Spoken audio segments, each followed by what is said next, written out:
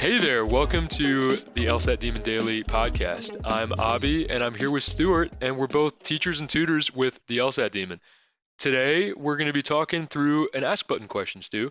So, we had Anonymous write in via the Ask Button, and they asked a question about a specific question, and we can pull that up later. But the question from Anonymous was, Hi, I'm having a tough time understanding how a question is a supported/inference question.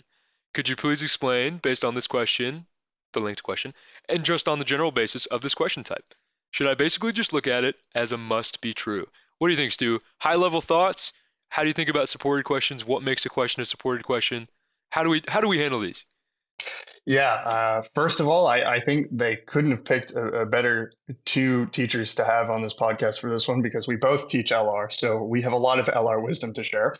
I think about teaching students to stay faithful to the passage on specifically supported questions. And what I mean by this is that it's very similar to reading comprehension, where we want to choose an answer choice that is not only safe, but 100% proven by the passage. So as we're reading through those five answer choices, if we look at one and we're maybe a little bit confused if it's supported or not supported, I think the best tactic is to go back through the passage and refresh ourselves and ask, is this 100% proven by the passage? And if the answer to that question is yes, that's our answer. If we can point to something in the passage that 100% says, what answer choice A is saying, great, we have all the justification we need. But if we even have a doubt, if we have to do some mental gymnastics to make the answer fit, that's when I'm like, yep, that's not it. That's not going to be our best bet because that's not 100% proven by the passage if we have to do these mental gymnastics to make this answer choice work. Exactly. Yeah, Stu, I love that, and I think it's super important. So just as important as it is to be able to point to the sentence where you can make the inference, where you can point to the evidence and go, yeah, this answer is supported. I think it's just as important, just like Stu said, to look at an answer choice and go, the passage doesn't say this. It either doesn't talk about it at all, it doesn't opine on it, it doesn't give us any opinion on that fact, or oftentimes it says something completely different, something completely the opposite. It actually comes to a different conclusion. So to be able to read the answer choices and see how they fit into the world of the passage, sort of like you said, it's an RC, it's a mini RC question, right? It's asking you, can you read the argument, and can you, based on the facts given in the argument, figure out if the answer choices fit. And I mean, besides that, there's some wording things, I guess, too. This person's asking, how do I even tell if the question is a supported question? So I mean, sometimes it'll just ask you which of the following is supported by the evidence, but other Yeah. times it might say something like this question we're about to pull up, where it kind of words it a little bit differently. But I mean, other than that, anything else to add before we jump in? I would say I don't like to talk about, strong and weak answer choices a lot because I think it can just be confusing. But here in this case, I think it makes sense that we want to choose something that is a very conservative answer choice that is very weak, that is very easy to prove, right? So, like an example that I would give is, the distinction between must versus can. We must I don't know, we must do this thing. That means that this thing, 100% has to happen. Like the author is telling us that needs to happen versus we can do this thing. That's the author telling us that it's possible that this thing can happen, but maybe we don't need to. It's not as pressing as that must word. So I like to find, if I can find an answer choice that's really weak, nice and provable, that's great. But I don't put too much like stock in that. That's not, a hard and fast rule. I'm sure there are supported questions out there which have the word must in them and are really strong answer choices. Absolutely, yeah, and this is something that we all say in our classes too, but you can always eliminate answer choices for going too far. It's harder Yeah. to eliminate softer, weaker answer choices that kind of just beat around the bush. So your go-to is like must versus can. My go-to is always and sometimes, right? I love a sometimes because how are you going to disprove a sometimes, right? It just has to happen Yeah. one time for sometimes to be true versus an answer choice that goes too far and says always. That's a little bit harder to prove. So just another example for anonymous and everybody listening. That's kind of what we're talking about when we're talking about strong answer choices or weak or soft or vaguer answer choices. But without further ado, Stu, I can pull the question up on my end, and Yep. you can walk us through it. All right, here it is. This one comes from Test 73, Section 4, Question 8. It's called fluoride. So I'll just read the passage. Fluoride enters a region's groundwater when rain dissolves fluoride-bearing minerals in the soil. Okay, great. There are these things, minerals that have fluoride in them. They get dissolved. That's how fluoride gets into our groundwater. Cool. Nothing special there. In a recent study, researchers found that when rainfall, concentrations of fluoride-bearing minerals and other relevant variables are held constant. Okay, so everything is, staying the same. We have experimental conditions, I guess you could call it. Fluoride concentrations in groundwater are significantly higher in areas where the groundwater also contains a high concentration of sodium. It's a lot, but basically what it's telling us is that these fluoride concentrations in groundwater, they're a lot higher when the groundwater has a high concentration of sodium. Kind of like a correlation, but there's no, direct causation being mentioned here. Right. And I think it's important to mention, Stu, sorry to interrupt you, but yes, Totally okay. there's correlation, and I know that a lot of people jump to when they see a fact or evidence for correlation. I think a lot of students will jump in their heads to, oh, correlation does not equal causation. Correlation does not equal causation. That's true. Correlation can be evidence for causation, though, and that's something to remember.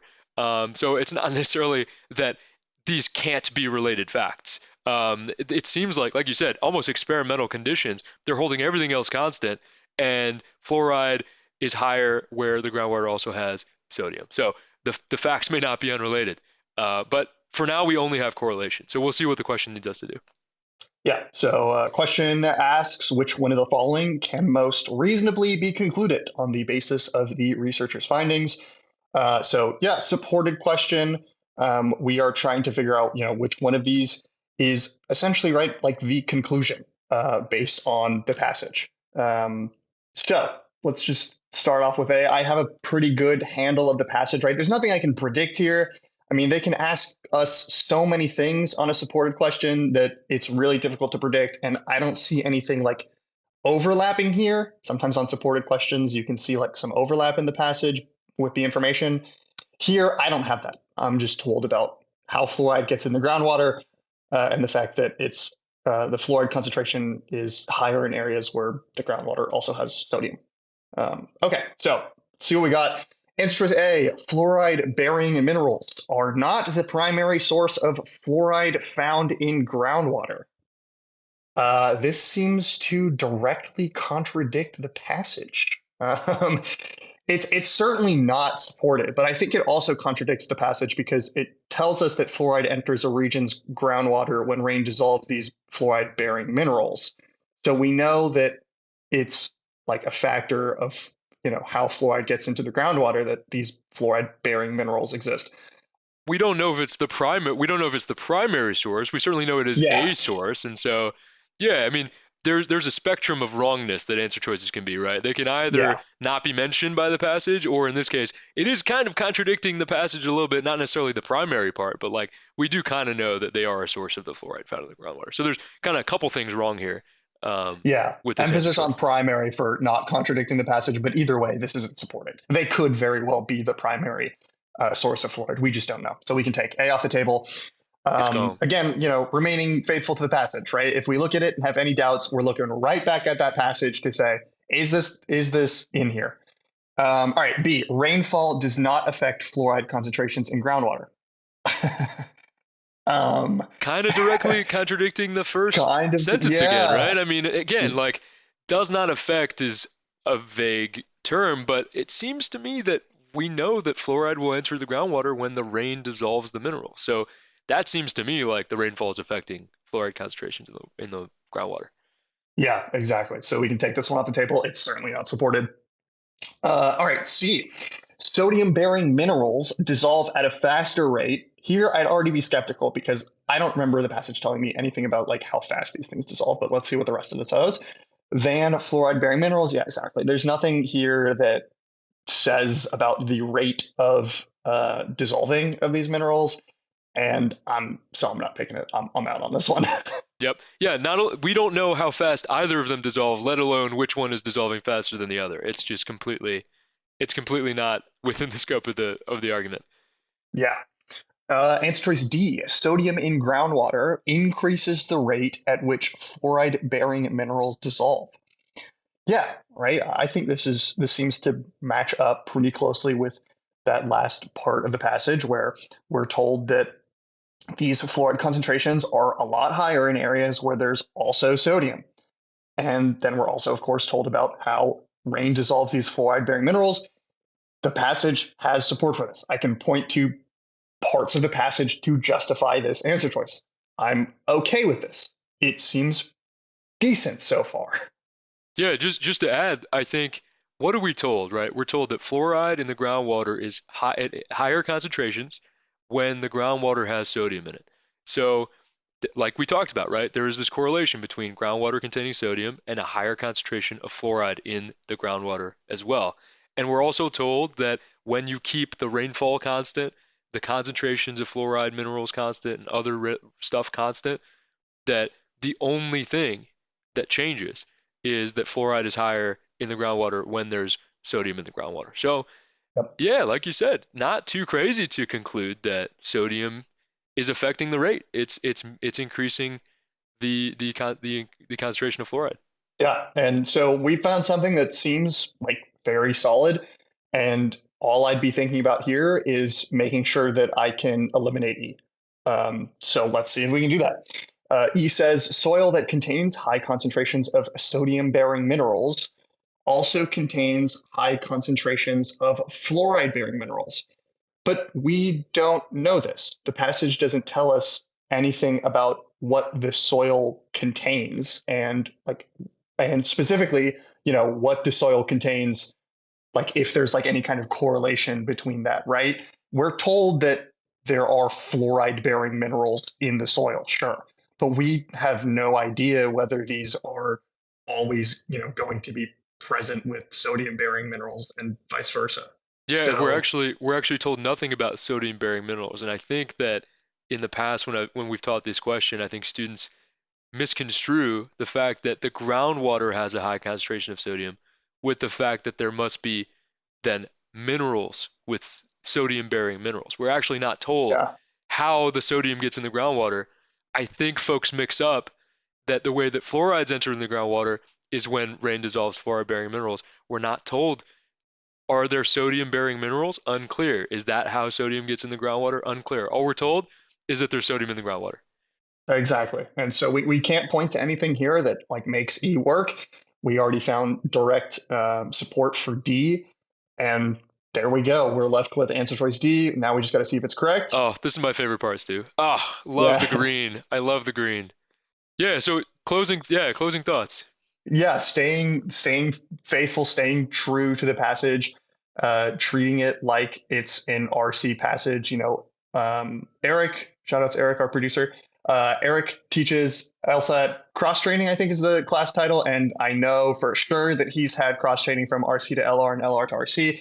And I'm, 100% certain that this is something that he talks about. Like, you got to be detail oriented, and that's going to, going to translate from your RC to your LR and your LR to your RC, right? Stay focused on these details and specifically on supported questions, stay faithful to what you're reading.